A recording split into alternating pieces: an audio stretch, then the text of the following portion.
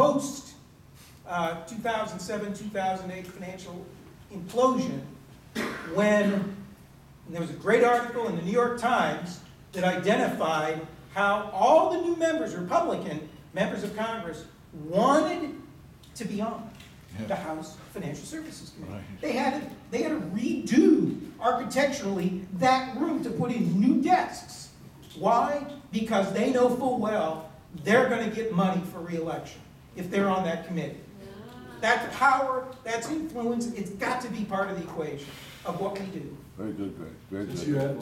you mentioned that, I'll just add quickly, that's been the case for quite a while. I mean, I started working with the Congress in 1980, and it was the case for both party leaderships even then, with the election of members of their caucus who had come from either swing districts or had a very difficult election. They almost always got put on the Financial Services Committee. I mean, the Appropriations Committee is also a big money raiser, but you don't usually put freshmen on there. So they would put them on the Financial Services Committee specifically because, like Willie Sutton said, that's where the money is. The money's Well, we're scheduled to have a bit of a session on how to deal with Congress, and we're going to, Barry has offered to facilitate that. So Jim, would you come up and join us? And also, well, Ash is probably on this. He just stepped out. He just stepped up and can join us when he comes back. Jim, if you'd like to join us, and if Pat, would you like to kick things off with, Pat's just recently been on the Hill lobbying for monetary reform, and so he's going to just sort of you can take my spot. figure what the best way to do that is, considering these realities that Greg and Jim have just been talking about, is money in politics. Just as an announcement, I'm just going to pass around this list.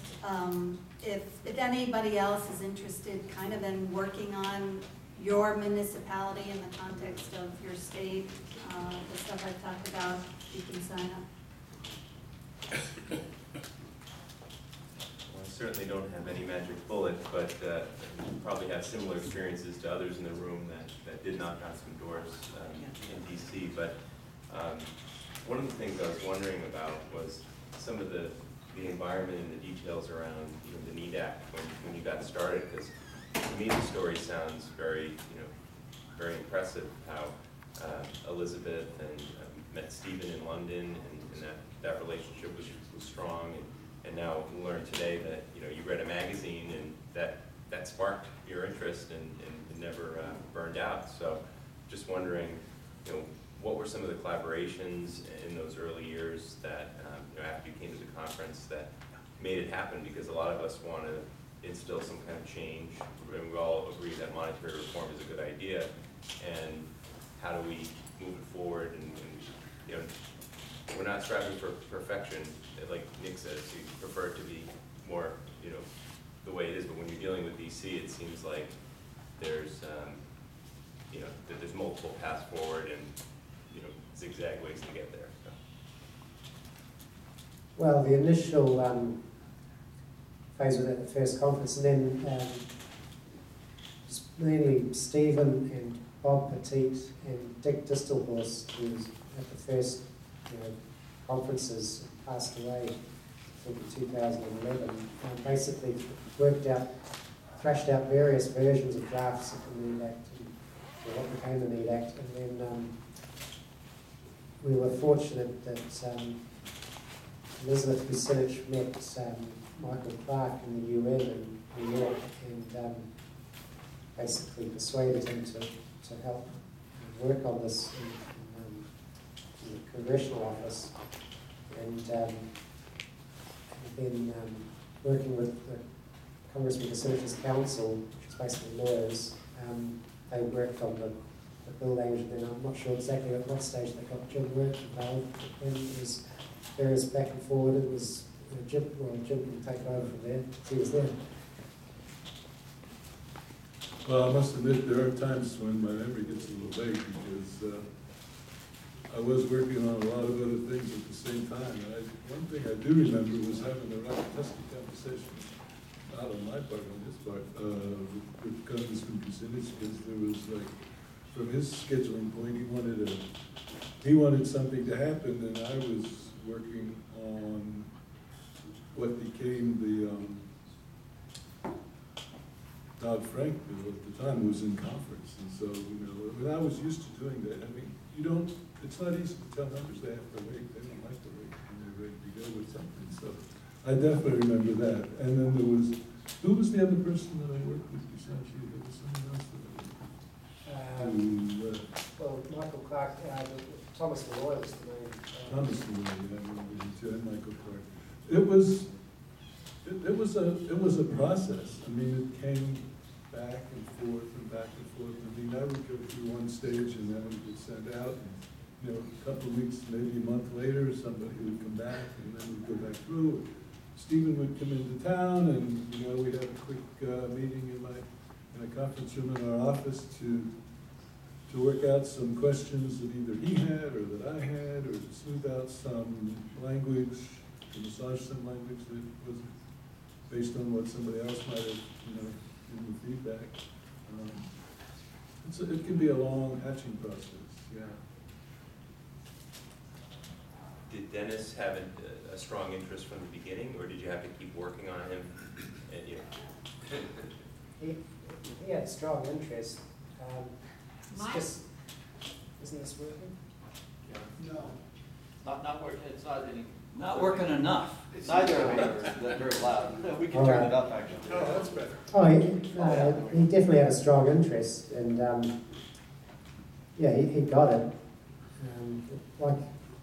Like what happened to me when I read that magazine, it blew his mind that banks are allowed to create money, and the Congress or the federal government allows it, apparently, and because he'd always been thinking, like everyone else, that they were constrained between either taxing or borrowing. And I'm sure that all of the members of Congress now think that they're constrained by either taxing or borrowing. So it was like a complete revelation for him. Yeah, and so he gets it.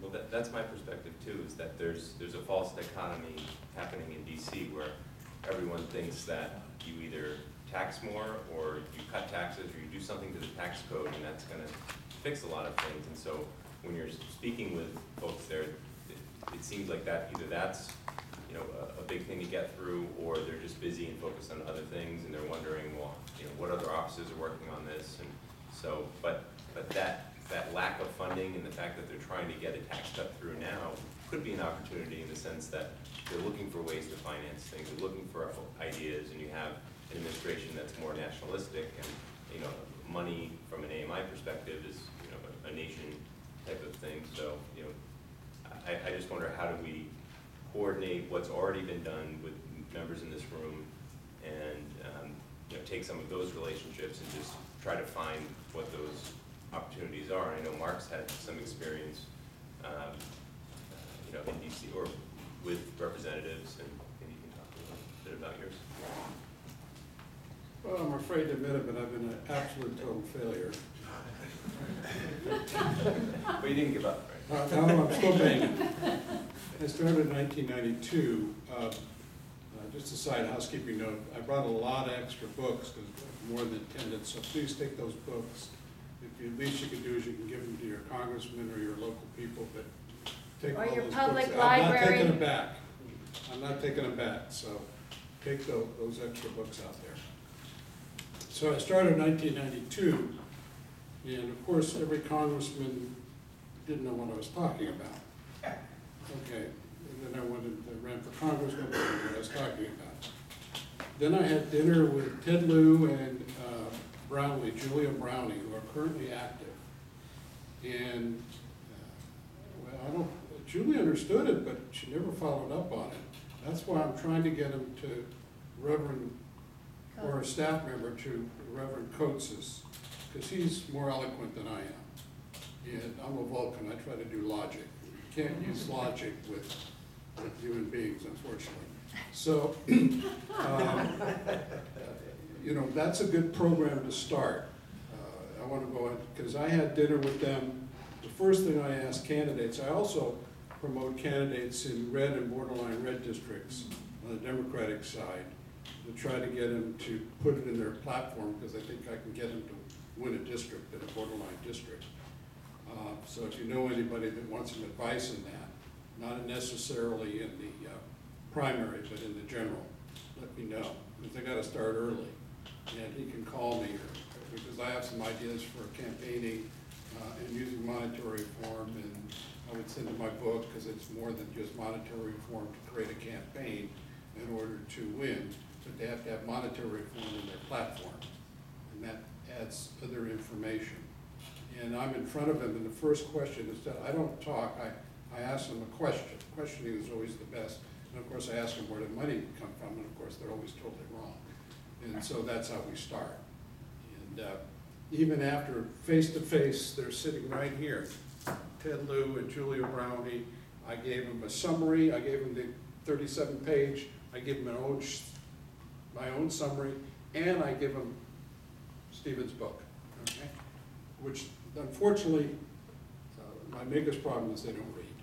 Now, my congressmen are, other like Maryland congressmen, flying back 2, 3, 4 times a month, okay? Some more than others. They're sitting on a plane 10 hours for that. And I can't get them to read a little summary. So I'm a total failure, okay? Because I prepare a summary for them to read on the plane. Okay? And so that's where we are. I wanted, the key thing is to get 1 or 2 of them, if we get a senator, that'd be better. Get 1 or 2 of them to resubmit the NEAT Act, because then you can market around it. I'm a business person, so I use those business terms. You can market around the NEAT Act. And we just got to get them to submit it, which is nothing, because it's all ready to go. You just submit it, and then we pick off from there, and we can market that and talk about it. You support the NEAT Act, you know what it is. Okay. But that's the key. So if I get Ted Lieu or somebody else to submit it, then of course we fail. But just to let you know the aspects. So if you know any candidates that want to win, my candidates, they won't take my advice and they lose, especially in a non-democratic district. I wonder if anybody could address, I guess from an AMI perspective, I've always been curious, is that monetary reform is at a 50,000-foot level, and usually movements are at a ground level. Yeah. And so do you feel the need that even with the NEAT Act out there, does anybody on here think that there's a need to provide more detailed policy descriptions that actually affect individuals, that get people to come out? For instance, Bernie Sanders said, I'm going to give you free education, Medicare for all. Trump said, I'm going to bring back manufacturing jobs to this community. Well, the NEAT Act is way up here. And I'm wondering if anybody feels that there needs to be more specific policy recommendations. Oh, yeah, for sure. I mean, yeah, if you can break it down to individual level of what it does for people individually, and it's significant. You know, it can save them heaps of money on tuition and medical insurance costs and all sorts of, you know, probably save them about 10 times as much as what the NEAT Act would spend on it. But yeah, we've just got to do that sort of analysis. But for sure, if people were really hammering on the phones of their representatives like they did against the bailout, then again, the bailout still happened, even though that was 100 to 1 against. But at the Democracy Convention, we made a really good impression, and when they had a plenary, it came up, someone asked a question, and one of the things I asked about was monetary reform, and the congressperson who was there at the time answered everything else, but forgot about answering about the monetary reform. So people were yelling out from the audience. It wasn't us AMI people, it was other people there. And they were saying, what about monetary reform? And so the congressperson said, if you want monetary reform, you have to change the face of the people who are in Congress. What I wonder is there any type of bill right now that's live, or is there anything that monetary reform can be attached to in some way, so that people in DC can see that that it works, that it can help. So whether it's sovereign money or some other form of monetary reform that can be attached to infrastructure or something else. Jamie showed a picture of a bridge earlier. Well, right now in DC, it seems like you say, well, we can build a bridge with sovereign money, and they say, no, you can't. No, because it's going to be inflationary. They have a million objections as to why it can't work. So if you put some kind of reform into an existing bill or work with someone that, help them get through what they want to get through, then maybe that's one step while you're also trying to resubmit the NEED Act at the same time. Maybe Jim could speak a little bit to what's involved with adding language to a bill, because there's different things that the House or the Senate care about, or just what's important around the legal aspect of it, because that's where a lot of this lies.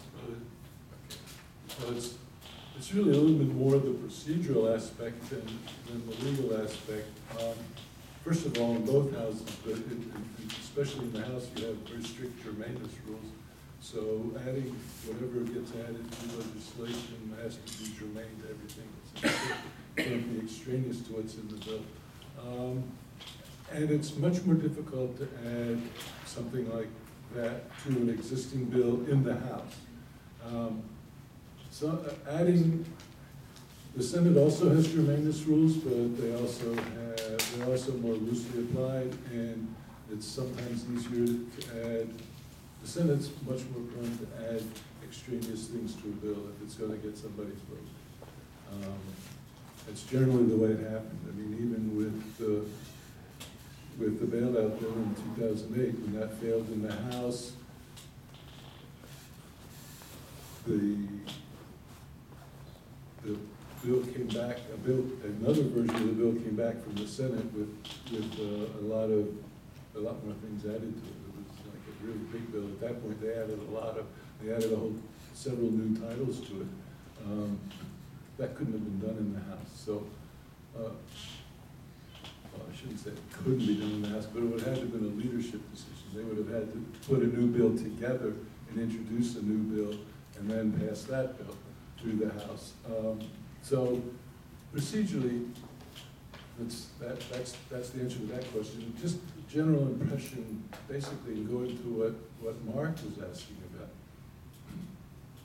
I mean, we are here talking about what we can do how we can do it on the Hill, and the NEED Act is, what our vehicle is on the Hill. In terms of what you were asking about is how do I think you're absolutely right. You can't sell the NEED Act as the description of monetary reform to the general public, to people in the street, to the people in the organizations that we want to get. We want to talk, explain to them what it is, and I don't know that they necessarily get that from the legislative bill. I mean, not that many groups use the legislative language as their rallying cry.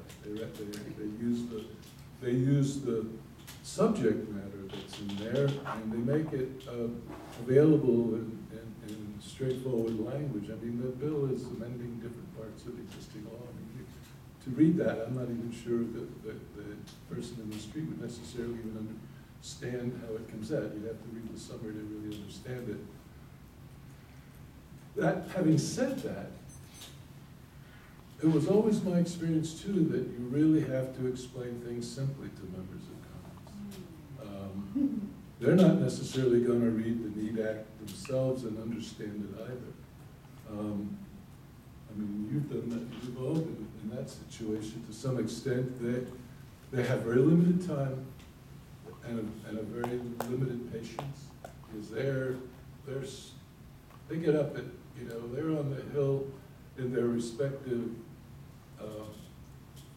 national committees, starting to raise funds like at 7 o'clock in the morning. They each have like 3 hours or 4 hours a day they have to spend on the phone. That their committees, their respective national committees expect them, and they have to submit the time. They have to spend 20, 30 hours a week fundraising and document that. And then they have their various committee meetings, and they have constituent things, and they're all in several committees.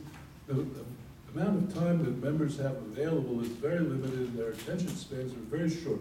I mean, you know, Dennis talks about, or Stephen used to talk about when he first went to talk to Dennis, Elizabeth talked about how she had to spend innumerable hours on the phone and line it up with the office manager in his district in Ohio, and his scheduler in Ohio, and his office manager in DC, and his scheduler in DC, and his legislative aide in DC. She talked to like 5 or 6 people to get the appointment, to get Stephen in to talk to Dennis Kucinich in the first place, and he gave them 10 minutes. That was what he had to, that's all they had to sell monetary reform. And you can't hand somebody, you know, a 200-page bill and expect them to get it in 10 minutes when they're watching. The schedule is like, you know, there's people waiting in the ante room, or there's a vote on the floor, there's a voting committee. Committee markups get broken up with votes on the floor. I mean, it's just a constant run. Hey, real quick, I meant to ask this before, but what about Conyers? Isn't he still there? And he was co-sponsored before. Wouldn't that be an easy one? Has anybody talked to him?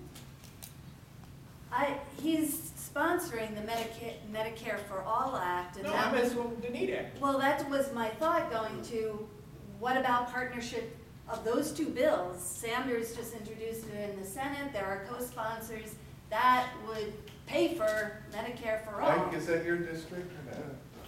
I'm sorry to interrupt, But I have family members. but we do have to clear the room. The caterers are going to serve us a nice dinner tonight. I want to express a special thanks for the presentations here. All the speakers who have come, can we give them a standing ovation?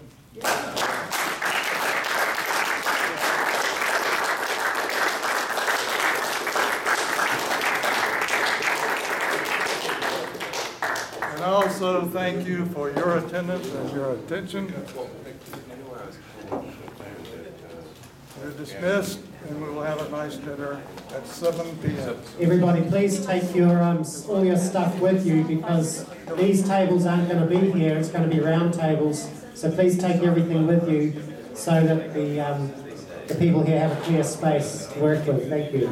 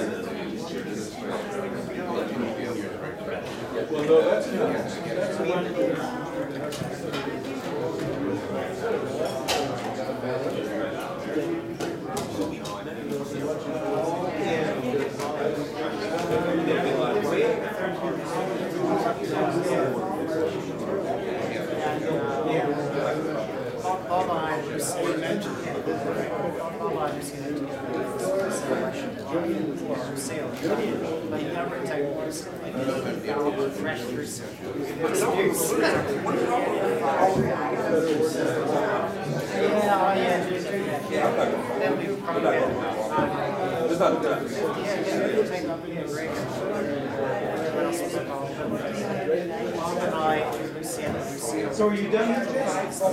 Oh, you're here? Yeah, I'm actually here till, I got some frequent flyer miles donated, but the amount that I had donated, I couldn't fly out tomorrow. I'm actually flying out Monday night, because they, you know, the flights have to wait, whatever. So, here, so I got to fly 2 days. I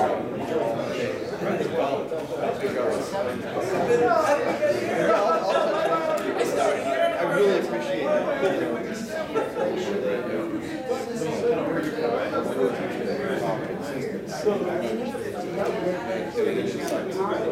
Well, I really appreciate I think you could produce a lot. Yeah. We have this problem where different groups, they're so set. And it's like, it's okay to allow ideas to come in, that doesn't mean they have to adopt it. Or, you know, it might be a springboard to have a conversation about something, you know, so they have the tendency to want to focus. And so that's my thing, it's just like, growth curve. I've learned about different groups. You know, I'm kind of one that like moves around and watches things. People don't know. You know, like some people think I'm like a member of the Libertarian Party. Some people think I'm the Green Party. I mean, some people don't know because I'm like I'm in all these things. Because I'm like you know I want to like.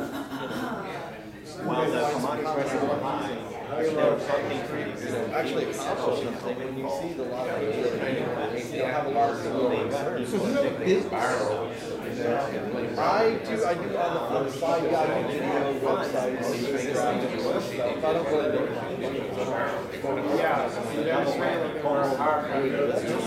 but I do, you know, if you or anyone knows.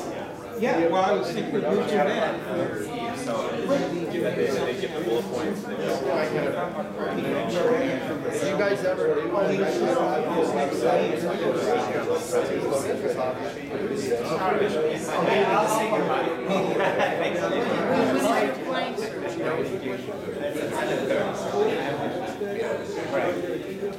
Are you at it? Oh, sorry, we'll be here tonight, but always good to be with them. Good luck in developing that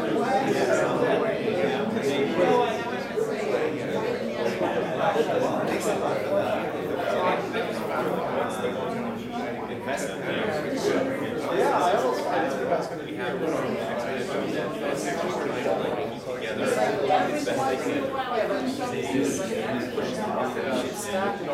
I'm going to talk to AMI. They do trolling about, you know, yeah, I'll just work with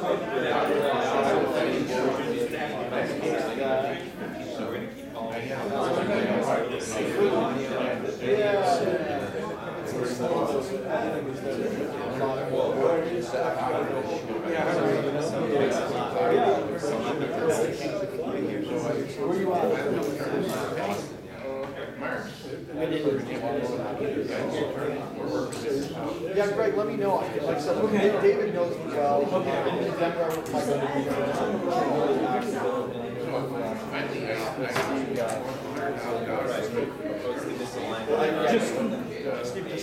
he's in Denver. Oh, he's in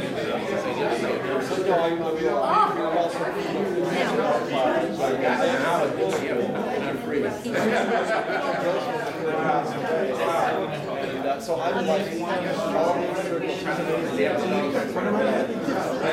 the so I actually built like community rights. I built all the community rights websites for them. So like I kind of like I've been told we can't eat this, we rearrange the table. Yeah, I'll be here.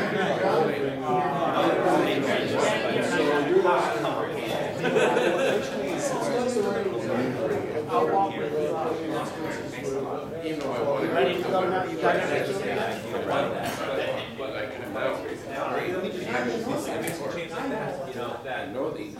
It's not that way now.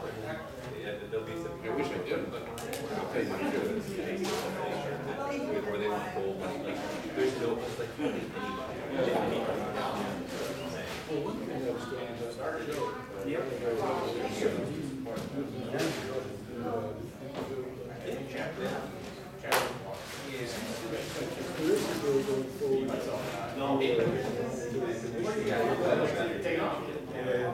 He said that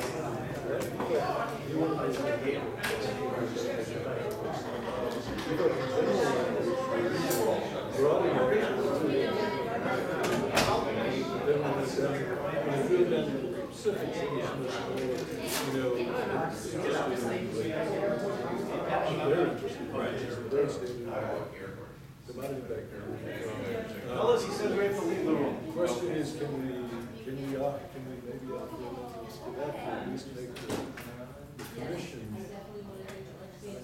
look at this whole thing? Yeah, I mean, that's, why not? I mean, that would be like something that could be, I mean, and that would be, you know, if you could get, because that's how we get,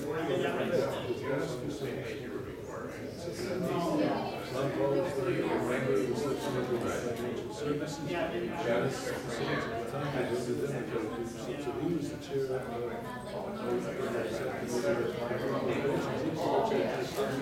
and they were both so they just basically corresponded to the bill, got them through each of their respective committees, and that could sail pretty well. So in some respects,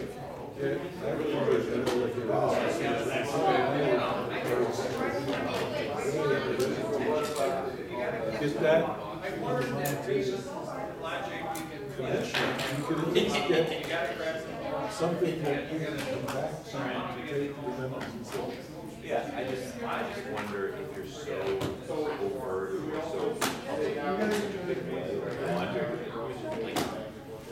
What makes more sense, putting it all up front or going through the back door? well, that's what I was telling you. I know, if it's broad enough now, then you just get somebody who's friendly to her.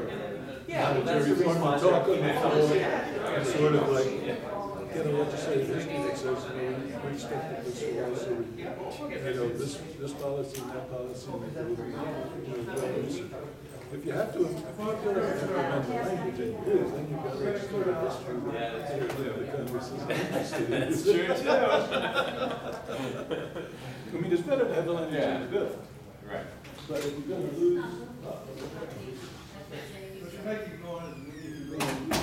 Yeah, lose it, then you got to worry about the negative implications. Negative implications are. Well, any action, you know. Positive statement. Yeah. Has that risk. Trying to get out of here. What's the, I mean, you look at so many proposals, it's not like people would try to resubmit something. With that and the possibility, even again in the future, people try to raise taxes, cut taxes. I was looking before I came over all the bills proposed year to date, you know, to see if there's anything relating to this that I saw on some site that had all the little paragraphs of all the bills. And the only one that was close to financial was the Pennsylvania Joyce Act. She's talking about repealing a lot of different things, making credit and capital more available. He's far. Very well, he's part of the. Although. Got it.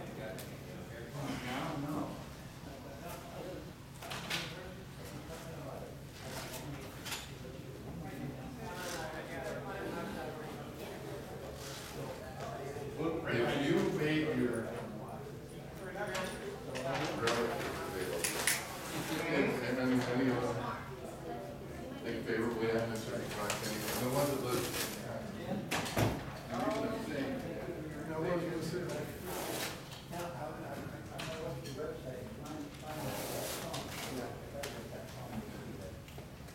Well, once you do slash docs, yeah, and say everything you do, first find the list for replacing the slash docs, and then compare them.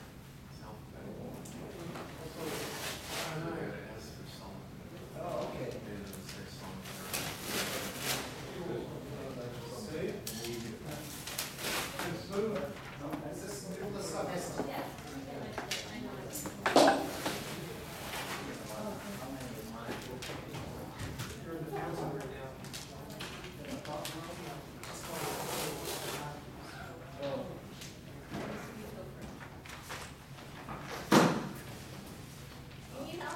No, I'm good, I got it.